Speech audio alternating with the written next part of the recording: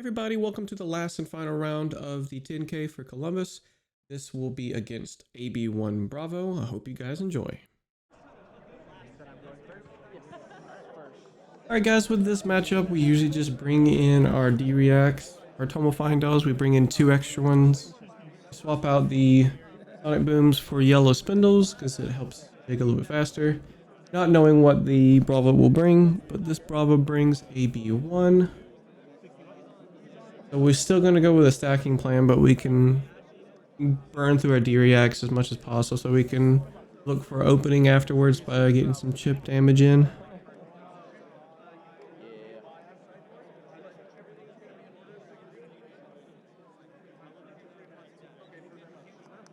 So he's going to pay 6 resources into Visage, so that way he can get Showtime and then search for Crippling Crush. Sometimes it's Pulverize for that same target on Showtime, but maybe some Bravos don't need it. Or maybe don't even put it in.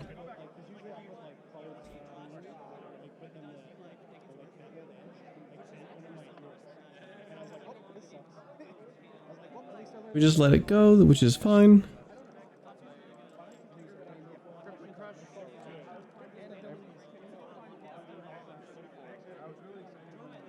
With this hand, we're likely just to try and get something juicy off the top, and we can toss the Tomofine out into a stack rather than our D-Reacts. Basically use the D-Reacts in our arsenal over our Tomofine dials because it'll be a little bit easier to cycle through that way.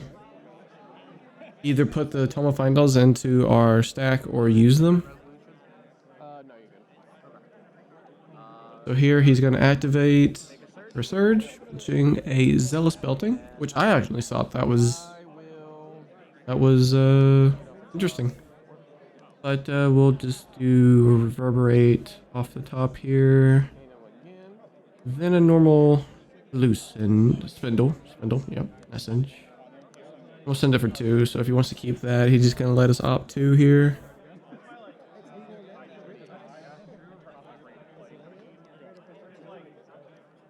We see 2 Blazings.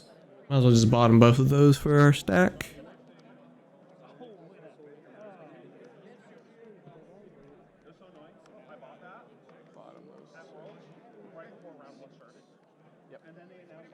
Yeah, so we're just going to bottom those. Go about our day. We can't use anything for the reverb.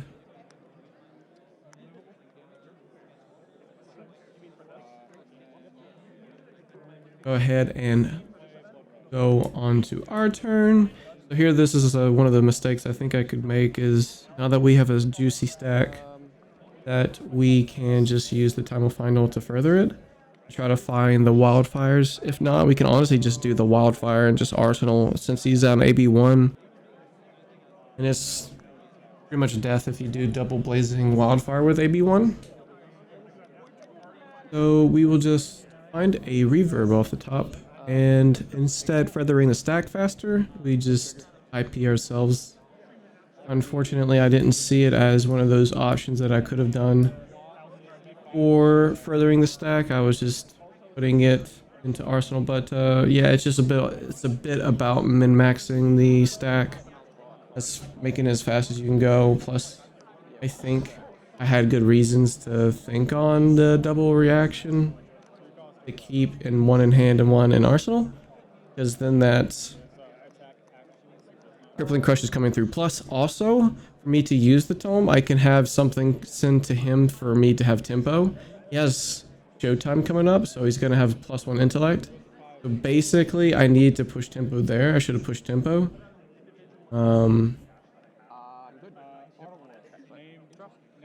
That's one of the things I think that was easily correctable, and one of the things I missed. Other than that, I think we are doing fine.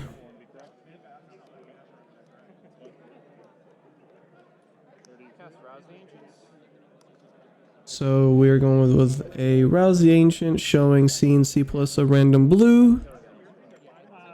So here it's kind of a key situation. We block 6 anyways to leak as little damage as possible, because if we go CNC, if you go CNC, then we're stuck with the D-react. But if we do D-react for 7 on one of those blocks, then we get crippling crushed for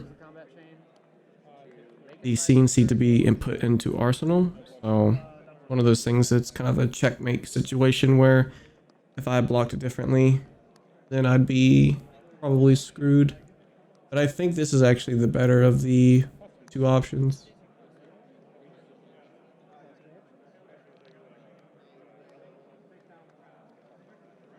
So here we can just consider taking 6, use the Tome of Eighth Wind to further our stack, and then place a new D-react into our arsenal. So we let it hit, go down to 23. We're kind of safe here in terms of life total. It's not too crazy. We want to burn through these D-reacts anyways. Yeah, I'm not exactly sure if I would 7 block and then 6 block the... No, 5 block plus another 4 block, which would have been 9 block on the crippling if we went with crippling. It's nice to always keep a dominated attack protection in Arsenal with D-react, so we'll just go ahead and pitch to Kano and then use the wildfire to play this lesson.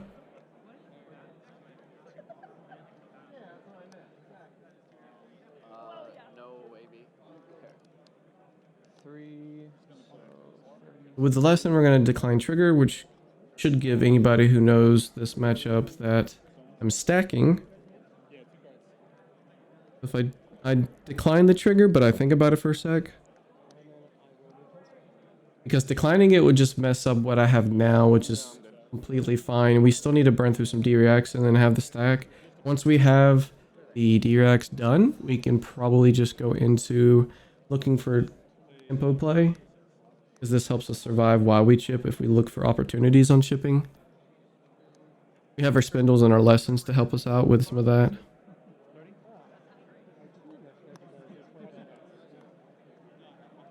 So here we have the crippling crush that we had seen about earlier. I think that I blocked incorrect here. Blocking 10 with 2 of the blues and a sink below would have been better, because if he goes for a pummel, I can just use a sink on it to cover as much damage, and then just use Gaze the Ages, sink it away, and then get another blue, and then go for a Kano to further the stack slightly more, because the on hits don't matter when we can just pitch it away. So we block 9 and then IP ourselves once more because of these D-reacts. So that was another way of making it a slightly better for efficiency's sake of trying to get to the stack and burning our D-reacts like we had mentioned. We take 2, and he takes the sigil. So now he's up to 36.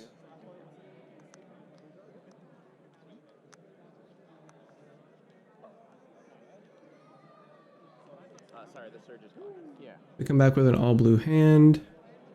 Well, I should say 3 new blue cards basically, because we had a sink.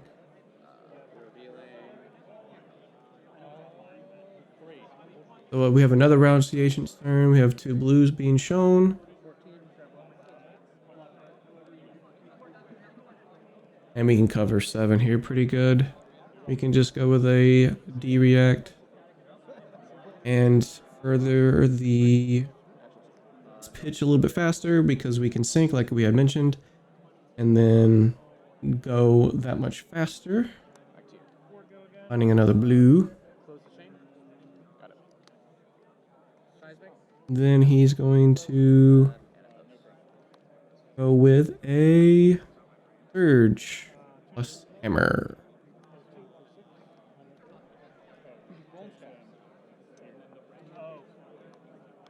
And this entire time we have been playing without our tunic ticked up. because that's what 7 rounds of Spellfire Cloak will do to you. The muscle memory hasn't been there all day, basically.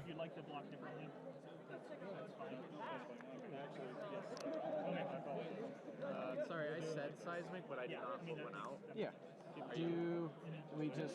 Would you like to call a judge? Yeah, I don't know how that. Here we get we just get a judge call basically because he forgot his token, and then we resolve it pretty quickly with the token just being there. We both acknowledge that he did it, so the judge just says, yeah, you can represent it with the seismic surge token to come back. So here we can cover 7 with a dominate attack, which is what usually the D-Reacts and Arsenal are for, to help with dominated damage or on-hit crippling crushes and things like that. But he's already used 1.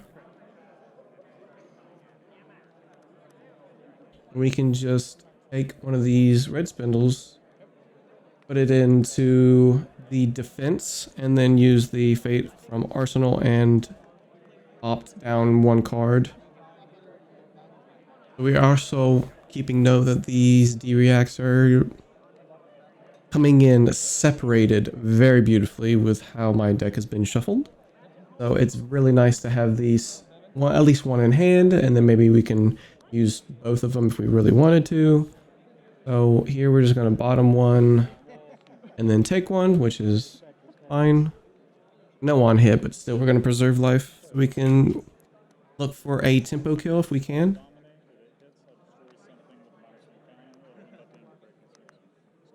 So here we'll send 5. Place a new defense reaction in Arsenal.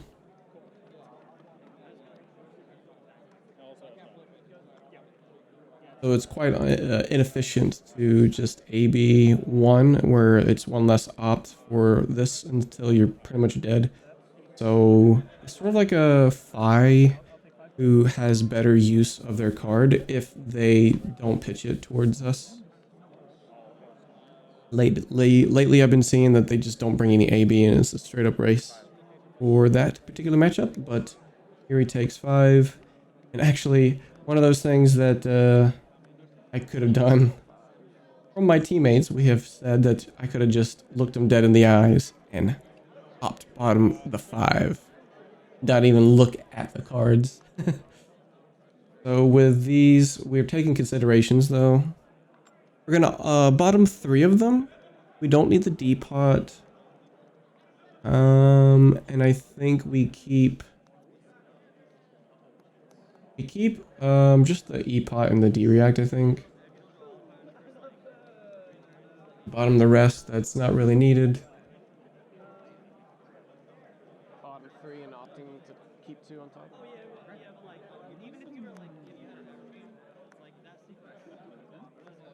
With that, we move to a pretty juicy hand of an E-pot so we can do something with our action point if we really care about that. With the E-pot, it's a much less of a focus because it's AB1 rather than AB3. Those would be a highest priority for us to get in. It's still something that helps us out. We're not necessarily stripping cards because we just literally sent 5 spindle. So it's one of those main targets where they would want to AB 3 of that and take as least damage as they can, but it's a straight race if they go AB1. So we're here thinking on some of the damage that could be presented. So he goes with a pummel on a zealous belting. So we could just fate for scene with 1 or 2 because that's the only way we can get damage prevention now, is basically soak it up that way. There is the on-hit trigger that we got to deal with of discarding a card. Since we have 2 blazings already in our stack, we really don't need the blazing to be there. We're going to bottom that card. Here I'm actually just using the defense reactions to preserve life, I think. It's much less of a worry of saying that, yeah, I'm using it doubly and I'm inefficiently protecting myself, but I'm looking towards life as being one of the things of getting these D-reacts used to protect me, getting them out of my deck, because now I don't really need them that much. They're a crutch. From there, we can go to looking to putting a combo piece in my arsenal now. So that's one of the thoughts I also had, is clearing the arsenal if I need it. Now we see the Tome of Final on top and we can play into it. We can just go ahead and use our tunic for it as well. So that way it's one of the options kept open for us to just use this pot if we need to for our action point. But it's a little awkward with Wildfire and Tome being our draws, especially off of a resource. So we were kind of like, we netted the loss of resources. If you were to use a blue and so to speak, like you use one resource off tunic, but you get what I mean. So we're going to use Tome of Aetherwind to maybe push a little further too. Maybe place the Wildfire into our arsenal now that I think about 5 of the reactions are gone. So we can look for setting up a kill maybe. We see Lesson and then we see a home. No, sorry, a Singe. We see a Singe. Go ahead and take a peek off the top here though so we can further into it. We see our dreaded Eye of Ophidia and we can't go any further.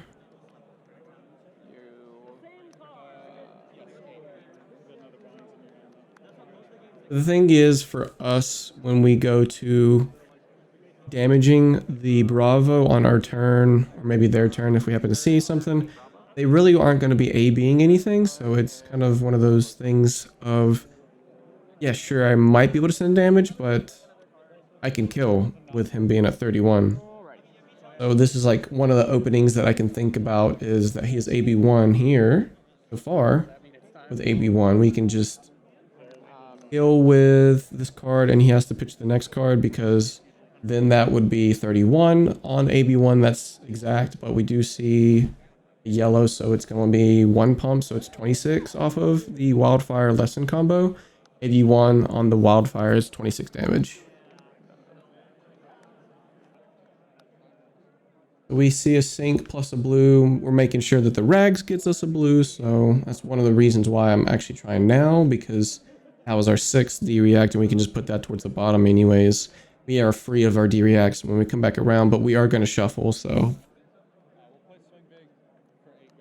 we're going to just do the normal trick of Ragamuffin's hat.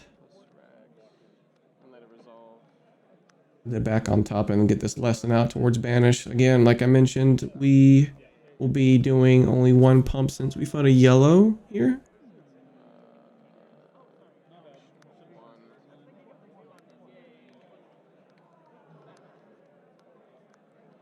And we'll have nodes up, I think, if I'm not mistaken. Usually a yellow means we have 5 resources here. So yeah, usually it's just 4 resources with a single pump on the Wildfire and Arsenal. It's one of those things that you can keep in the back of your mind whenever you go with the Wildfire combo, combo time, wherever it would be. Usually Wildfire from Arsenal is a 5 cost for full pump.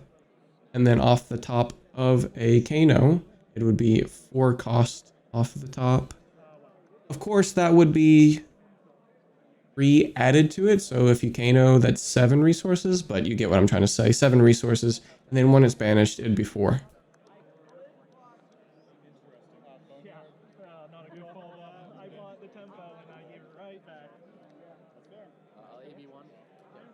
We'll just AB1 here.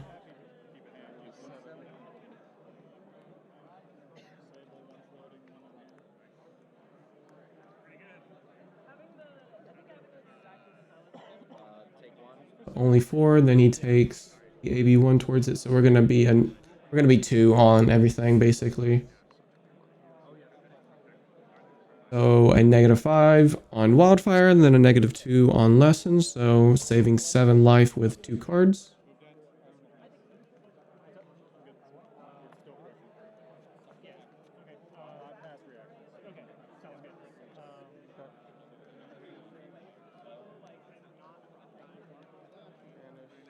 this is 4 and 6 is 10 plus this is 14. Go to 7. And then I'm going to be taking 9 as well.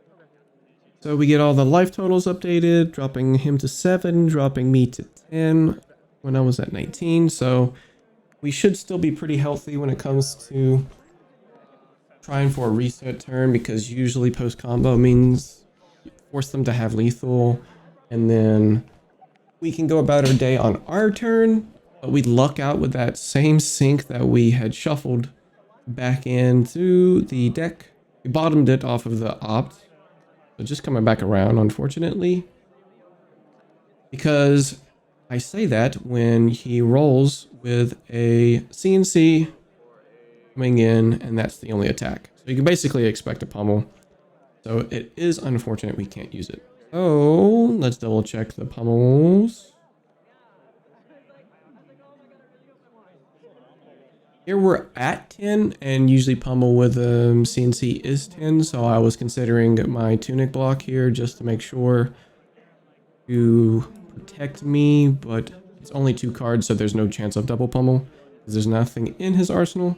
Only 1 pummel I can just block for 1, but I do make sure just to go ahead and block this out here. That's enough for 4, and we can just discard the sync. Either option works, because if they can't find another dominate attack, then at that point it might be nice to have the life buffer.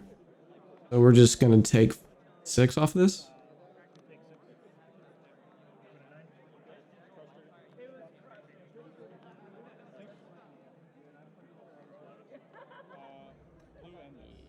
It's 4 to the 10, right?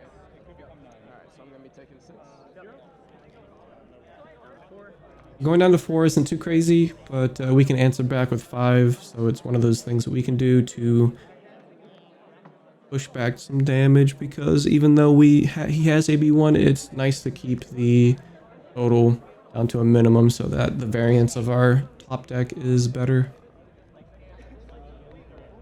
That's not good.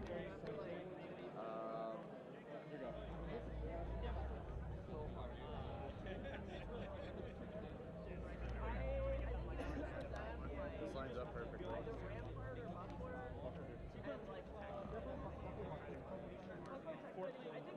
AB1.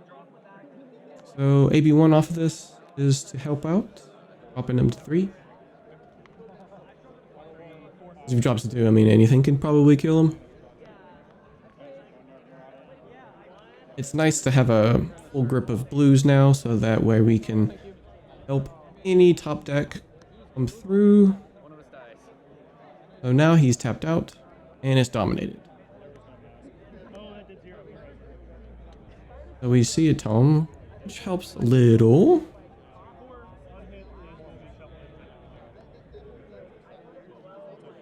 And we found the kill, because these 2 costs really do help out when it comes to post combo. Alright, that is the match. GG's to the Bravo. Thanks for watching, guys. That's all of it.